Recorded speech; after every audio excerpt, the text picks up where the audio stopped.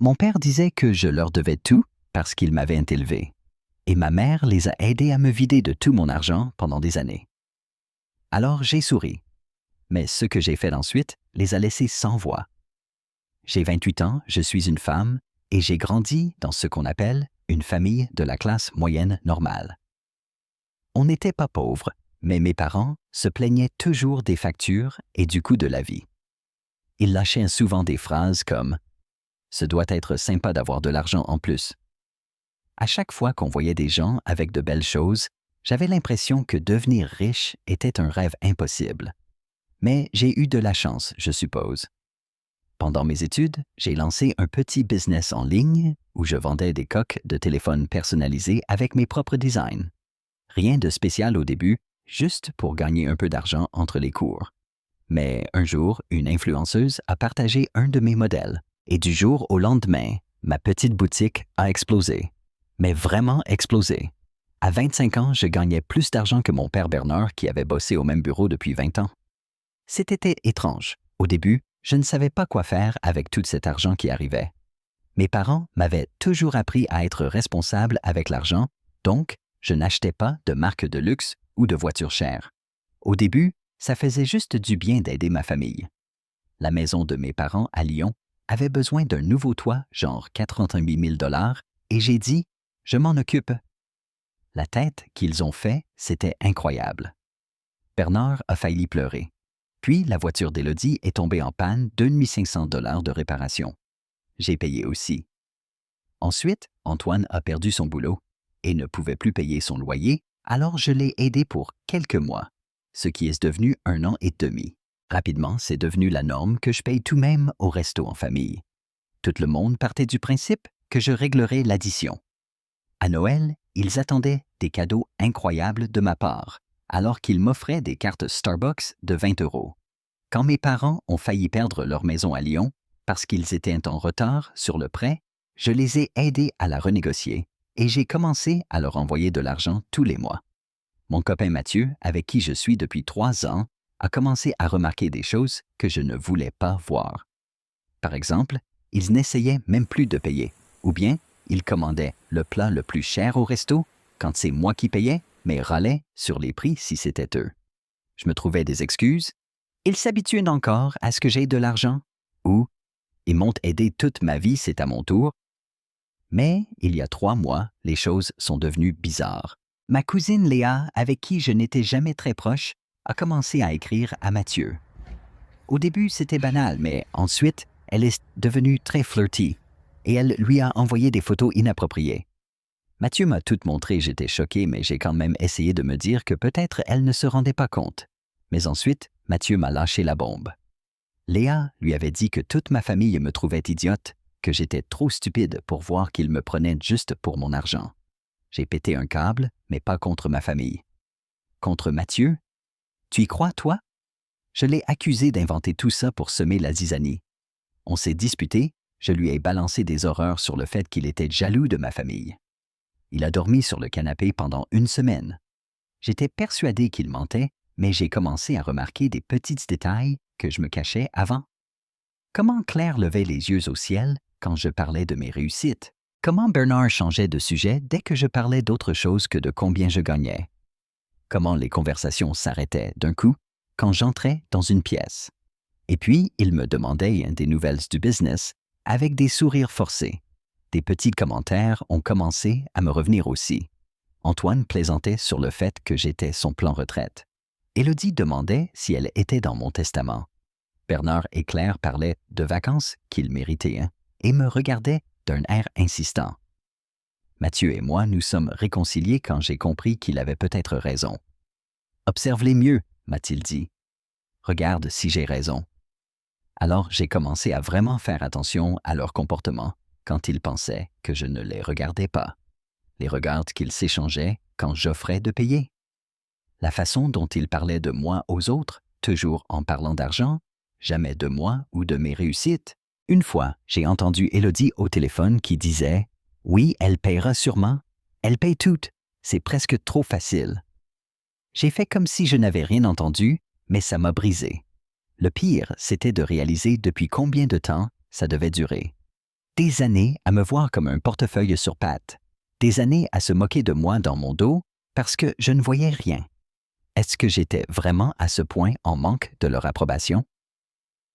Apparemment, oui. Petite, j'étais toujours l'enfant décevante. Pas aussi sportive qu'Antoine, pas aussi populaire qu'Élodie. Bernard et Claire m'ont toujours donné l'impression que je n'étais jamais assez bien. Alors quand j'ai enfin eu quelque chose qu'ils valorisaient? L'argent, je me suis accroché à leur validation comme à de l'oxygène.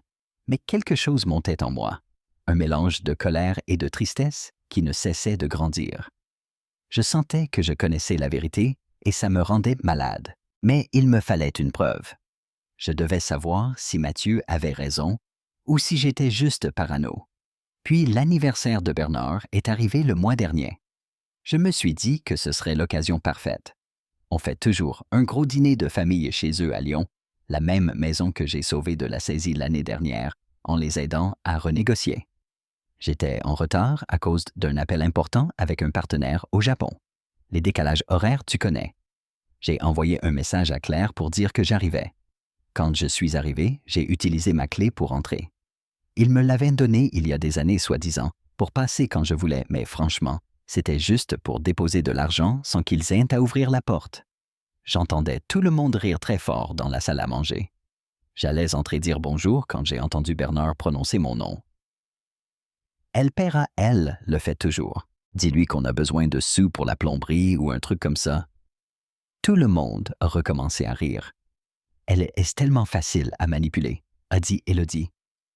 Tu te souviens quand je lui ai dit que j'avais besoin d'argent pour la voiture? Je suis parti à Cancun avec. Je suis resté figé dans le couloir, les pieds cloués au sol. Mon cœur battait si fort qu'ils auraient dû l'entendre. Et le pire, c'était Lia la même qui a essayé de draguer Mathieu. Elle croit vraiment qu'on la respecte, comme si avoir de l'argent compensait le fait d'être aussi bête. Elle est trop stupide pour rien voir, a ajouté Antoine. Je l'entendais presque lever les yeux au ciel. On fait ça depuis des années. On la gardera dans le flou, a dit Claire la pire parce qu'elle fait toujours semblant d'être si fière de moi. Tant qu'elle signe l'échec, quelle importance, elle est trop idiote pour comprendre un jour. Maman. Puis, ils sont tous partis en fou rire. Pas juste un petit ricanement, mais un vrai éclat de rire. Ils riaient de moi, de ma naïveté. Ma propre famille. Je n'arrivais plus à respirer. Sérieusement.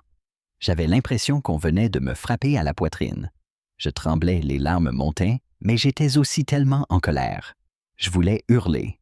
Je voulais débarquer et tout renverser comme dans les mêmes Instagram. Mais là, j'ai eu un éclair de lucidité. Si je faisais un scandale, ils s'excuseraient, inventeraient des excuses, diraient qu'ils ne le pensaient pas et dans quelques semaines, tout redeviendrait comme avant. Ils feraient juste plus attention à ce qu'ils disent devant moi. Mais rien ne changerait vraiment. Alors, j'ai reculé doucement, je suis sorti et j'ai appelé Mathieu. « Tu avais raison », j'ai murmuré, essayant de ne pas pleurer trop fort au cas où il m'entendait. « Tu avais raison pour tout. Ils se servent de moi. Ils me prennent pour une idiote. » Il n'a pas dit « Je te l'avais dit. C'est pour ça que je l'aime. » Il a juste dit « Je suis désolé. Tu veux faire quoi? » J'ai réfléchi une seconde, le cerveau noyé sous les émotions. J'ai une idée, mais il me faut du temps pour la mettre en place. Tu peux appeler Claire et lui dire que j'ai eu un souci au boulot que je ne peux pas venir au dîner. Il l'a fait. Il a inventé une histoire de client important. Claire m'a appelé plus tard, toute inquiète, pour demander si tout allait bien avec le business. Je sentais la fausse inquiétude dans sa voix.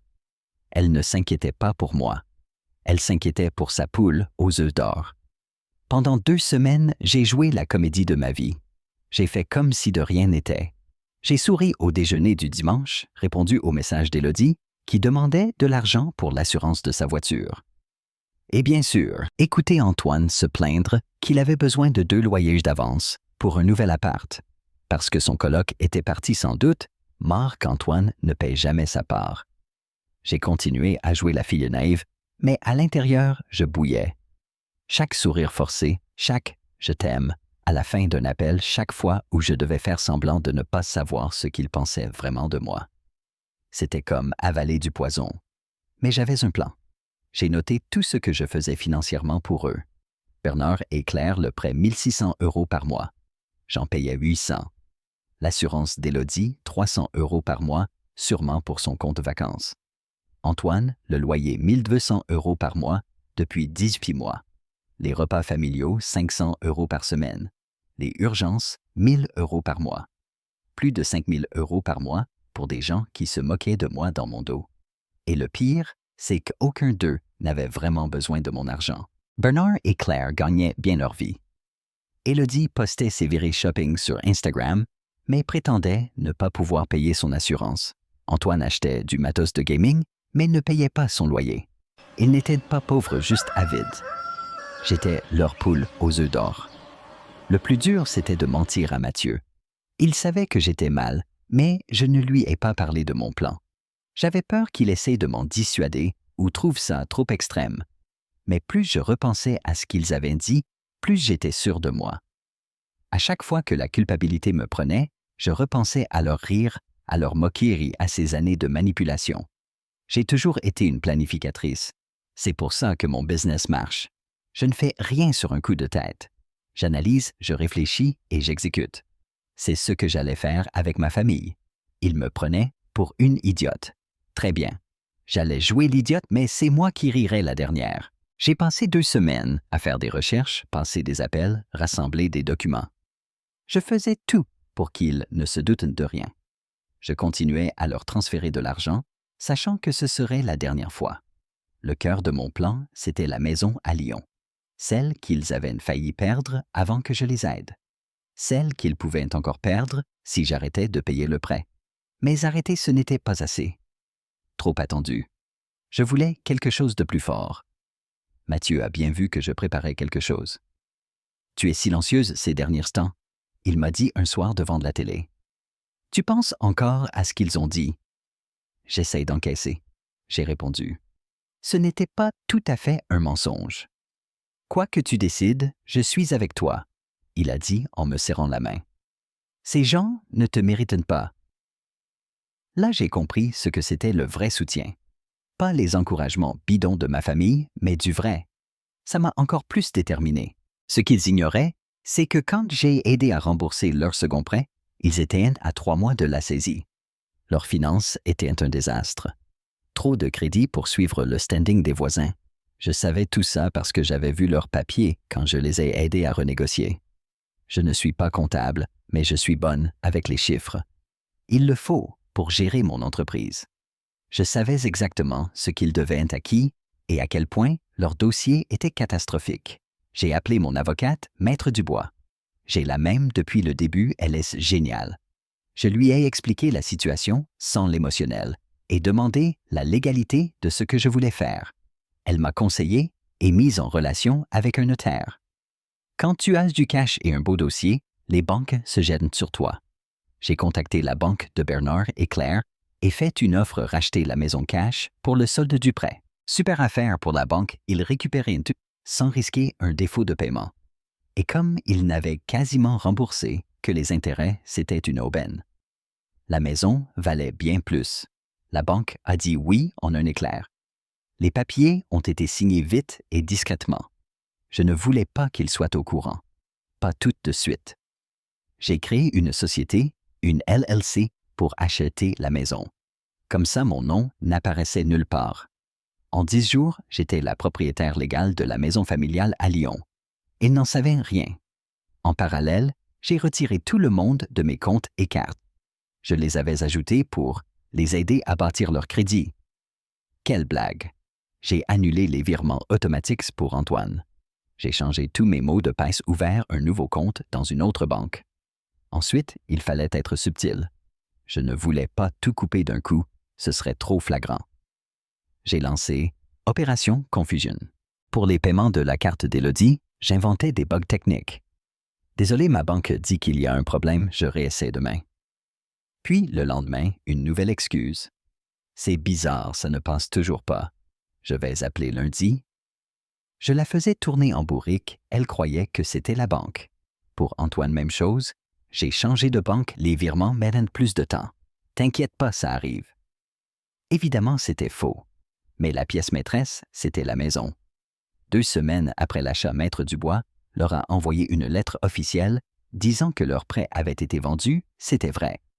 La lettre précisait que tous les paiements devaient aller à Imorone avec une première mensualité due dans 10 jours. J'ai fait exprès d'être avec Claire au café quand la lettre est arrivée. Elle l'a ouverte à la table de la cuisine, ma table maintenant, mais elle ne le savait pas. Qu'est-ce que c'est? Son visage est devenu livide. Bernard a pris la lettre. Notre prêt a été vendu à Imorone LLC. C'est qui ça? J'ai pris l'air confus. C'est bizarre, montre. J'ai feint de lire la lettre alors que c'est moi qui l'avais rédigée. Ça arrive parfois, les banques revendent les prêts à d'autres boîtes, c'est normal. Mais le paiement, demande Claire paniquée. Tu avais dit que tu t'en occupais ce mois-ci. J'ai fait semblant de réfléchir. J'ai essayé peut-être que le virement est parti à l'ancienne banque. Je vais les appeler. Je me suis isolé et fait semblant d'appeler. Je reviens l'air soucieux. Il y a un souci. L'ancienne banque dit avoir transféré le dossier à Imorone, donc ils ne peuvent plus encaisser. Et Imorone dit que vous êtes déjà en retard sur la première mensualité. C'est n'importe quoi, crie Bernard. On ne connaît même pas ces gens. Je sais, ne vous inquiétez pas, je vais régler ça. Je dois juste savoir où envoyer l'argent maintenant. Ils se sont calmés. Ils pensaient toujours que j'allais les sauver. La fille stupide qui arrange tout. Je les ai laissés mariner 1 semaine. Pendant ce temps, Imorone, moi, a envoyé une autre lettre plus formelle. Payé dans 10 jours ou procédure d'expulsion. Il fallait voir leur tête. Tu peux pas appeler ces gens et payer, supplie Claire. J'essaie, je mens.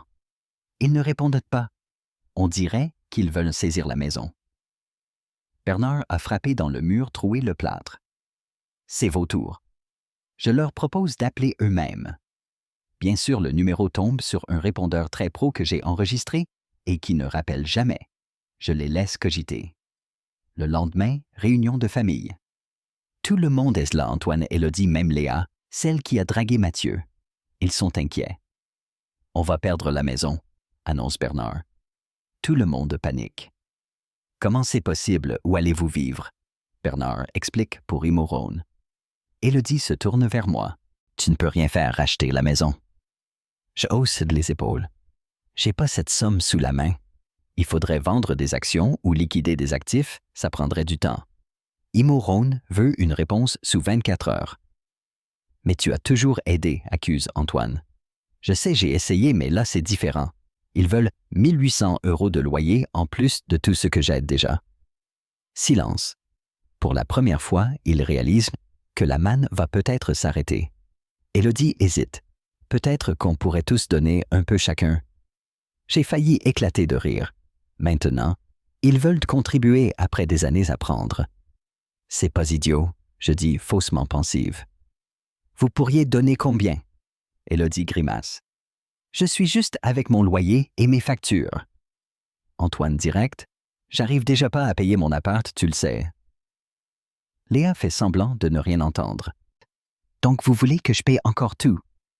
Je laisse passer un peu d'agacement dans ma voix. Pas pour toujours, s'empresse Bernard. Juste le temps qu'on trouve une solution comme t'as trouvé pour le prêt. Je n'ai pas pu m'empêcher. La pièce devient inconfortable. Ils n'ont pas l'habitude que je réagisse. On est une famille, joue Claire la carte de la culpabilité. On s'est toujours serré les coudes. Il a fallu que je me morde la langue pour ne pas dire ce que je pense de leur soutien. Finalement, Bernard et Claire signent le bail. Ils rassemblent la caution en vendant des trucs, y compris la montre de luxe que je lui avais offerte à Noël. Ça fait du bien. Ils croient que c'est temporaire le temps de se retourner ou que je redevienne raisonnable et rachète la maison. Ils n'imaginent pas que leur propriétaire est à table avec eux. Phase 2 terminée. Maintenant, je coupe petit à petit le reste des aides pour ne pas qu'ils comprennent. Pendant des semaines, je continue les histoires de bugs bancaires. Ils râlent, mais ne se doutent de rien. Ils pensent que je vais finir par tout régler. Je ne sais pas comment ils ne voient rien. Franchement, ils sont naïfs. Petit à petit, la pression monte. Bernard et Claire galèrent pour payer le loyer d'une maison qui était la leur. Élodie doit enfin gérer son argent. Antoine risque de devoir trouver un vrai travail. Et moi, je continue à faire semblant. J'essaie de régler ça, les banques sont infernales. Vous ne pouvez pas savoir comme c'est satisfaisant de les voir paniquer. Et le meilleur, ils n'ont aucune idée de ce qui les attend. C'est là que j'en suis. J'ai presque hâte de voir leur tête quand ils sauront la vérité. Avec la maison réglée, ils ont commencé à remarquer que toutes les autres aides disparaissaient comme des dominos qui tombent, un mot bémoute. Claire laisse entendre qu'elle pourrait vendre ma voiture payée pour s'en sortir. Élodie me propose de prendre un prêt. Antoine pense que je devrais réduire mes dépenses. Ironique venant de Monsieur PlayStation 5, aucun ne se dit qu'il faudrait changer de mode de vie. Ils croient tous que c'est temporaire. 2 mois après, l'ambiance est tendue. Ils galèrent vraiment pour la première fois depuis des années. Bernard et Claire ont toujours eu un bon salaire, mais ils s'étaient habitués à mon cash pour vivre au-dessus de leurs moyens. Ils m'invitent à dîner. Rien de spécial, juste des pâtes, loin des steaks et fruits de mer d'avant. J'emmène Mathieu pour le soutien moral et comme témoin. Au milieu du dîner, Bernard prend la parole. On a réfléchi à la maison. Oui, je dis en tournant mes pâtes. On sait que tu fais de ton mieux avec Imorone, mais il y a peut-être une solution. Laquelle? Peut-être que tu pourrais racheter la maison à Imorone. Claire essaie de paraître détendue, mais je sens la panique. Tu as l'argent, on pourrait s'arranger entre nous, de famille à famille. Mathieu se crispait à côté de moi. Il sait ce qui arrive. Donc tu veux que je rachète la maison? Je demande lentement. Et ensuite, vous vivez ici gratuitement. Pas gratuitement, se défend Bernard. Juste un petit loyer, ce qu'on peut se permettre. C'est-à-dire la moitié de ce que vous payez à Imorone. Ils se regardent. Quelque chose comme ça, espère Claire. Je pose ma fourchette. Et pourquoi je ferais ça? Ils sont vraiment surpris, comme s'il ne leur était jamais venu à l'idée que je dise non. Parce qu'on est une famille, dit Bernard, comme si c'était la réponse la plus évidente.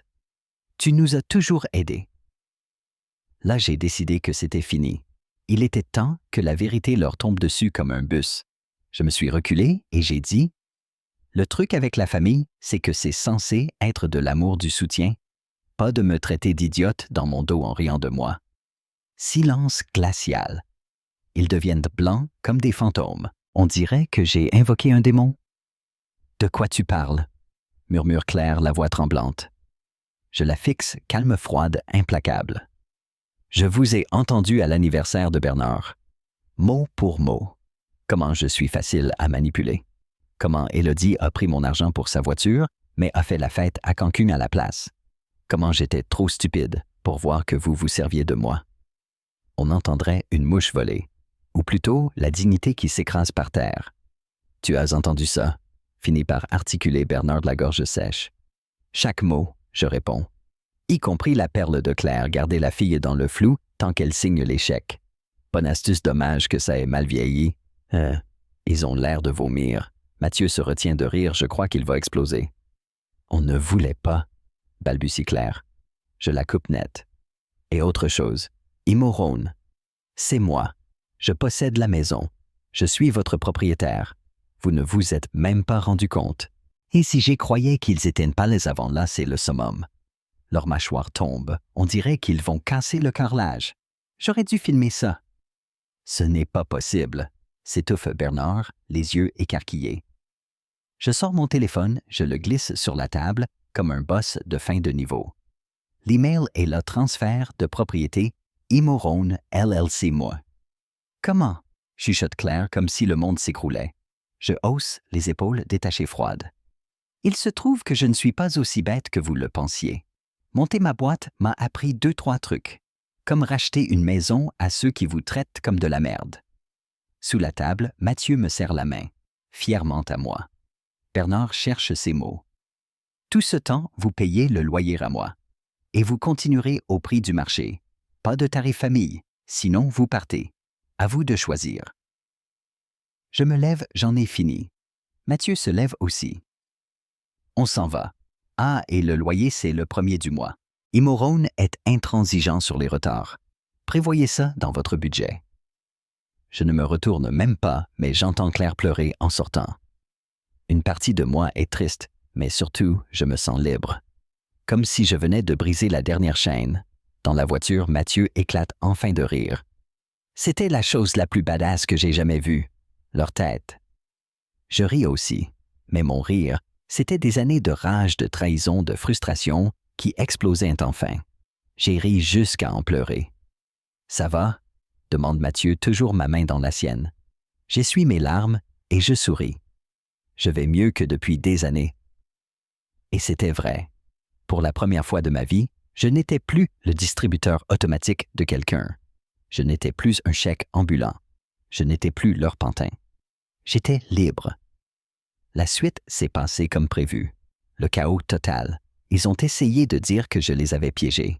Ironique, non, Bernard a contacté un avocat qui lui a confirmé que tout était légal. La vente, le bail, tout était en règle. Ensuite, ils ont tenté la culpabilité.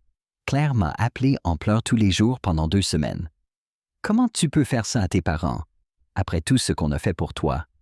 On t'a mieux élevé que ça. » La plupart du temps, je laissais sonner. Mais quand je décrochais, je restais calme. Le loyer est dû le premier. Imorone ne fait pas d'exception. Élodie et Antoine sont devenus furieux en comprenant que je les avais coupés aussi. Élodie a osé m'envoyer « Comment tu peux faire ça à ta famille? On a toujours été là pour toi. » J'ai répondu « Comme toi, tu m'as traité d'idiote en claquant mon argent en vacances au lieu de réparer ta voiture. Et tu étais là pour moi quand exactement? Quand tu riais dans mon dos ou quand tu utilisais ma carte pour acheter des fringues de marque? » Aucune réponse. Léa, celle qui avait dragué Mathieu, a raconté à la famille que je faisais une dépression. L'argent l'a changé. Ce n'est plus la même. Je l'ai bloqué. Des cousins éloignés qui ne me parlaient jamais m'ont appelé pour me raisonner. Drôles ces gens qui n'ont jamais eu de temps pour moi avant. Je laissais aussi sonner. Au final, la réalité les a frappés plus fort que moi. Au bout d'1 semaine de silence et de textos gênés, ils ont cédé. Bernard et Claire ont commencé à payer le loyer. Pas de rabais, pas de cadeaux, juste du cash comme tout le monde. Les mêmes parents qui se vantaient d'avoir trouvé la combine pour que je règle toutes leurs factures négocient maintenant avec leur propre fille. L'ironie délicieuse. Ils n'avaient pas le choix. Perdre la maison ou payer. Drôle comme la loyauté s'évapore quand l'argent s'arrête. Mais bon, le business, c'est le business. Cette fois, ils apprennent à la dure que je ne suis pas seulement l'idiote de la famille. Je suis la propriétaire. Pendant tout ça, Mathieu a été mon roc. « Tu n'es pas folle », il me répétait. « C'est eux qui ont mal agi, pas toi. » Le plus dur, c'était la culpabilité. Même en sachant que j'avais raison des années à réparer les problèmes des autres, ça laisse des traces. Bref, Mathieu m'a demandé en mariage le mois dernier. Quand il a rencontré Bernard et Claire il y a 2 ans, ils vivaient sur mon dos, en me traitant d'idiote dans mon dos. Maintenant, ils sont mes locataires et ils apprennent lentement à me respecter. La vie est étrange parfois. Je ne sais pas si je pourrais un jour refaire confiance à ma famille. La blessure est profonde et certaines choses ne s'effacent pas. Mais je suis ouverte à voir ce que l'avenir réserve. Peut-être qu'on pourra reconstruire quelque chose basé sur le respect, pas sur ce que je peux leur donner. La plus grande leçon. Parfois, ceux qu'on aide le plus sont ceux qui apprécient le moins. Et parfois, il faut jouer les méchants pour être respecté. Je ne regrette pas d'avoir acheté leur maison. Je ne regrette pas d'avoir coupé les vivres. Ils devaient apprendre à me voir comme une personne, pas une banque. Et moi, j'avais besoin de m'aimer assez pour exiger ce respect. Voilà, c'est mon histoire. Je suis passé du distributeur familial à la propriétaire familiale. Pas ce que j'imaginais, mais au moins maintenant, quand ils appellent, je sais que ce n'est pas juste pour demander de l'argent, ou alors au moins c'est eux qui peinent mon crédit maintenant, et plus l'inverse. À ceux qui disent que je suis sans cœur, essayez d'être traité d'idiote par les gens censés vous aimer, tout en les entendant rire de vous, puis on en reparle. Oui, Mathieu était au courant de mon plan depuis le début. Non, il n'a pas trouvé ça trop extrême. Il m'a même aidé à régler les détails parce qu'il a vu lui-même comment il me traitait depuis des années. Et oui, il est génial.